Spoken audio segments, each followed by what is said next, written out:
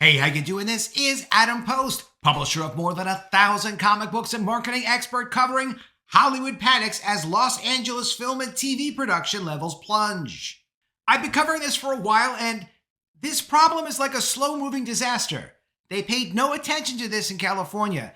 They just let this happen. A big part of it is the competition they're getting from other states and from other countries because it just costs a lot less money to produce outside of the Los Angeles area. They weren't focused on producing things people wanted to see. They were focused on anything else. And when you're distracted, you're not focusing on your business. And when you're not focusing on your business, the work goes to Romania and Canada and Georgia and anywhere else other than Hollywood, California. Coming from the Hollywood Reporter, Los Angeles film and TV production levels plunge. The 3-month period from January to March saw losses in every category of production compared to the same period last year. And this is not the only indication that these guys are in trouble. Also from the Hollywood Reporter, Los Angeles film and TV Soundstage's vacancies reach historically high levels. A new report shows studios reporting the fewest number of on-stage shoot days in recorded history. This means that these operations, if they don't have a certain amount of business, they aren't going to be able to stay open. They're not all going to close at once. But a bunch of them will have to close. And if that wasn't enough, this goes beyond what's going on in California. From the Hollywood Reporter, TV writing jobs fell by 42% in 2023 and 2024 season. And that's a massive reduction in production worldwide overall. Filming levels in Los Angeles are slipping amid a global production crunch and escalating competition from other regions to host movies and TV show productions. The 3-month period from January to March saw losses in every category of production compared to the same period last year, according to a report from Film LA, the nonprofit group that handles film permits for the city and county, issued on Monday. Those are the guys that would actually know. Shooting in LA decreased over 22% to 5,295 shoot days over that span. More than a year removed from the strikes, which is now turning out to be the worst idea that people ever had. I understand what they were trying to accomplish, but look what they've done. The entertainment industry hasn't returned to filmmaking in LA as initially expected. Shooting levels in the region, which was exacerbated by reductions in content spend across most studios, meaning studios saying they weren't going to spend as much money on new productions, last year recorded the lowest figure observed by Film LA since it started tracking data in 2017. Amid this steep drop-off in production, California lawmakers have proposed expanding the program that gives subsidies to productions that film in the state. And while the state of California is talking about stepping in and giving more production incentives and more cash rebates, all of that's terrific, but the programs don't compete with what's offered out of the state. They're not giving people a real option to understand if you work in the business, how could you possibly continue to work in the business if you won't even at least be competitive with other states in the same country? Until California can at least compete with what's going on in Georgia or New York, they're not going to be able to keep production in the state. Most alarming, according to the Hollywood Reporter, is the continuing plunge in shooting for TV shows, long a mainstay and anchor of production in LA. Filming for the category is down by an estimated 30% versus the same period last year and nearly 50% compared to the 5-year average. There were just 13 TV pilots that shot in LA last quarter, the lowest tally ever observed by Film LA. Maybe Film LA should stop observing this because it's not helping the industry at this point. It's just getting people even more upset. And I'm not trying to freak anybody out here. I just report on this and discuss this because I think it's important. I'd like to see Hollywood continue and thrive and be successful. But they're not adapting to the competitive marketplace for production, and they've only now just started to move away from producing what they were calling inclusive projects that had no artistic or commercial value. They should have done that years ago.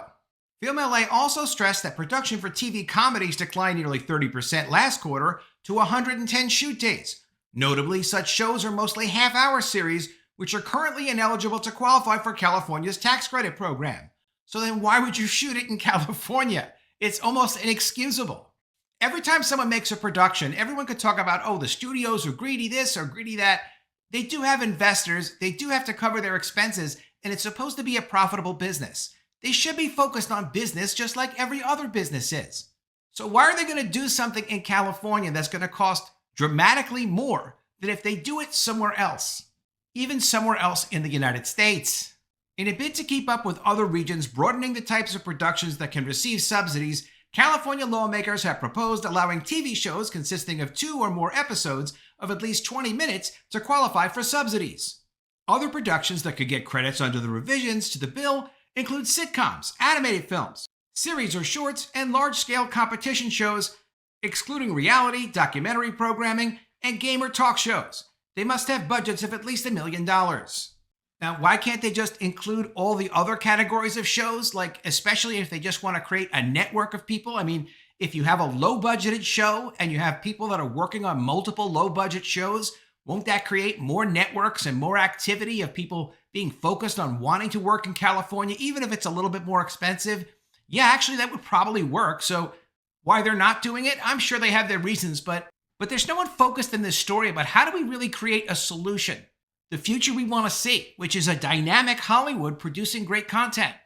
As the hardest hit segment of LA production's economy, declines in TV filming carry significant consequences for industry workers. Last year, there were roughly 7,700 shoot days for TV shows, a decrease of over 58% in 3 years from its 2021 peak. Shooting for feature films in the region didn't fare much better, with just 451 shoot days, which represents a roughly 29% decrease compared to the first quarter of 2024. A report issued by Film LA last week showed a steep decline in Soundstage occupancy over the past 2 years, highlighting the plunge in filming in the region.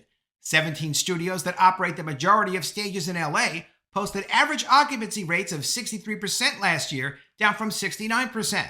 If you have a building and it's set up to do something like a soundstage, then you've got money invested in the physical facility. You need to have a certain amount of occupancy, just like a landlord needs to have tenants in their building, to be able to cover your expenses. And if this continues, that's not going to happen here. FilmLA also noted that the wildfires that razed the Pacific Palisades and Altadena had a minimal impact on production. A recent analysis by the Film Permitting Office found that those areas only hosted roughly 1,400 shoot days over the past 4 years, equivalent to 1.3% of all regional filming. Approximately 545 filming locations fell within the fire's burn zones. They remain off limits to shooting. Quote, the fire sent many productions scrambling to reschedule shoots and displaced hundreds of industry workers, said Film LA Vice President of Communications, Philip Sokolowski. Quote, but their impact on local filming levels appears to have been temporary. At least the fires would be a good excuse for this, but the fires are not an excuse for this. It's poor management in California. If you don't protect your industry, you lose your industry. Here's what's going on in the sound stages. Los Angeles film and TV soundstage vacancies reach historically high levels. Production levels in Los Angeles show a steep decline in soundstage occupancy over the past 2 years, highlighting the plunge in filming in the region. Plunge. I used that word plunge in my thumbnail. But it is a strong word, but it's plunging. The Hollywood Reporter keeps using the word plunge. 17 studios that operate the majority of stages in LA posted average occupancy rates of 63% last year, down from 69% the year prior. The figures mark a dramatic departure from the 93.5% rate that studios reported their stages were occupied from 2016 to 2022. 93.5? You're down to 63% from 93.5? What is going on? In a sign that shooting levels aren't steadily increasing as hoped, studios saw lower occupancy in the third and fourth quarters of last year than the previous 2, according to the report. FilmLA attributed the decline to TV filming in 2023, accounting for only 20% of activity on stages and backlots in LA. In previous years, they comprised roughly 30%. One explanation, the drop-off in episode counts with long delays in between seasons. And as streamers are now starting to get a little bit profitable and their business model is starting to develop, what they've realized is the less they produce, the more they seem to make. They're also focusing on making things that people are actually watching because they're directed from advertising revenue now, not just subscriptions. Betting on continuing demand for sound stages amid a global shortage before the strikes, private equity and real estate firms engaged in acquiring, constructing, and expanding sound stages at a rapid pace. This included Bardos Investment Group and Bain Capital Real Estate, which announced in 2022 a $600 million redevelopment of the former television center. Competing regions, including the UK, New York, Georgia, and Ontario, have more than doubled their stage-based production capacity over the last 5 years. LA, which is an estimated 8 million square feet of production space and 13 planned studio projects in the pipeline, maintains an infrastructure advantage, but the decline in production has made it more challenging to fill those vacancies. During an earnings call with investors in February, Mark Lamas, president of studio operator Hudson Pacific Properties, was bullish that production would recover and said that TV shows are coming back to LA looking for stages, as opposed to other competing markets.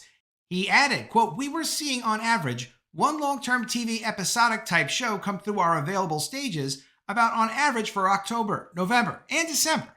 As of last month, 6 of those shows came through in January. So a good early indicator that we're starting to see that recovery coming from these bigger shows that use more stages, use heavier lighting, and grid packages, all the things that we rely on to make the stages work."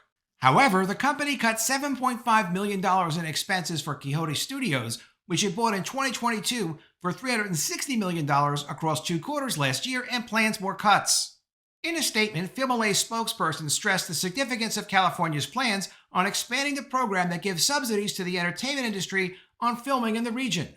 Quote, "The jurisdictions that perform well from here on out, the ones with sustainably high levels of soundstage occupancy and job creation, will be those invested in film project attraction at the country, state, and regional level," he said.